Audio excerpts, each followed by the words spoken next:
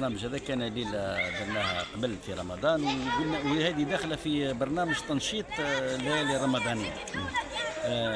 الليلة هذه درنا برنامج مسابقات فيه كما قال الأخ محسن تخليدا ولا عرفانا لشخصين البارزين في ميدان ألعاب القوى في عنابة، وهما عليم الترسي والشيخ محمد عمروسي.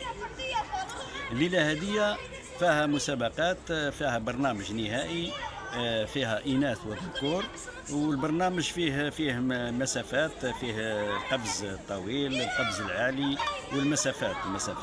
هذا هو البرنامج تاع الليلة هذه. والحق يعني الحكام وكلهم مجندين باش ننجحوا الليلة هذه. وتشرفنا إذاعة عنابة بحضور الأخ الرياضي محسن غريبية.